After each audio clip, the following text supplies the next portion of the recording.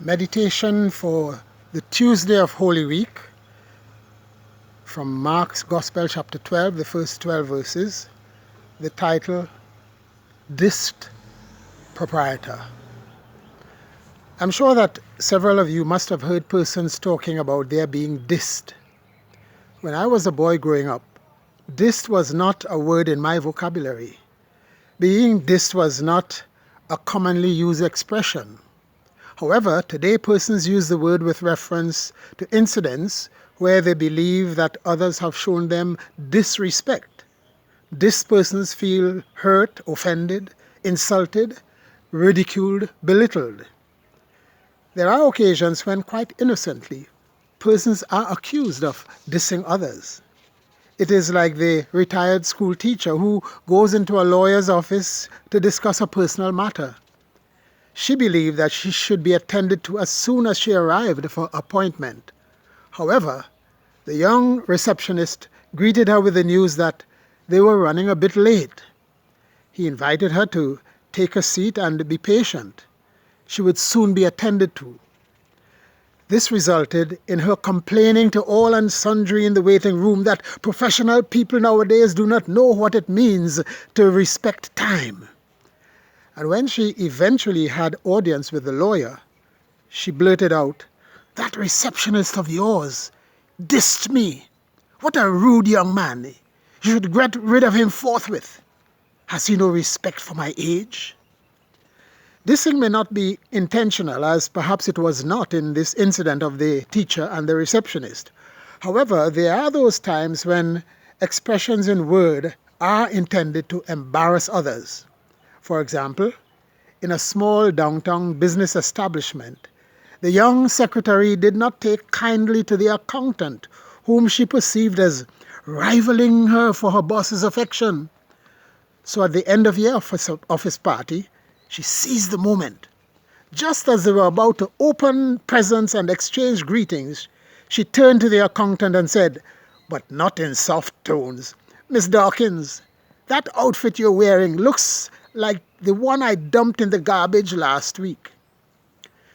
Dissing someone, when it is done verbally, can hurt terribly.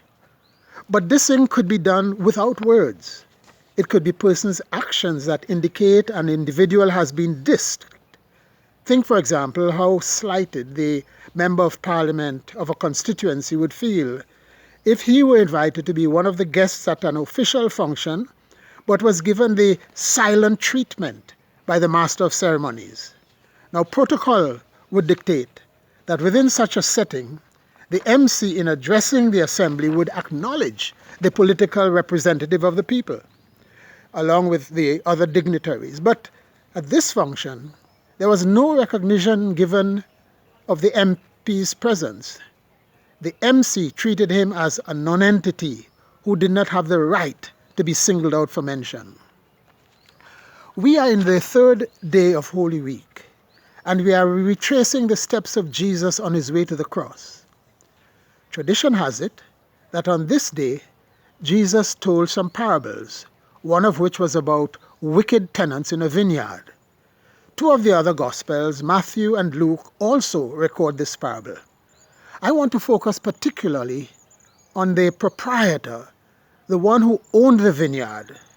Not only was he a planter, he was a developer, for apart from establishing the vineyard, he made sure there was a pit for a wine press and a watchtower.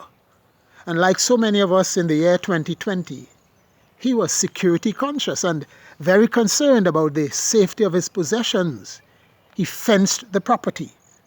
And as I look at several of the gated communities in Kingston with a concrete wall surrounding, I see the watchtower idea reflected in the guardhouse for the security personnel. Was this proprietor whom Jesus told of in the parable a man ahead of his time? The proprietor in the story Jesus told, he went abroad to another country, leaving tenants to cultivate the land.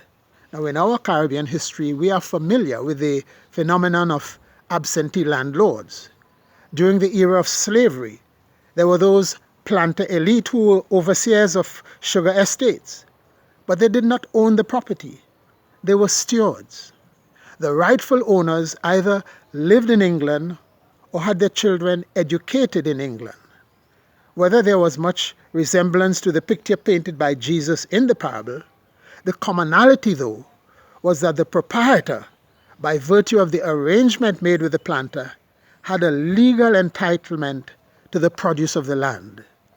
In the story told by Jesus, the time came when the absentee proprietor sent a representative. Slave is the description used in Mark's Gospel, but his representative, nevertheless, was sent to collect his share of the produce. But the proprietor was virtually dissed. The disrespect for the proprietor was evident, not just in words spoken, but in the actions that were meted out to his representative. In fact, his representative was seized, beaten, and sent away empty-handed.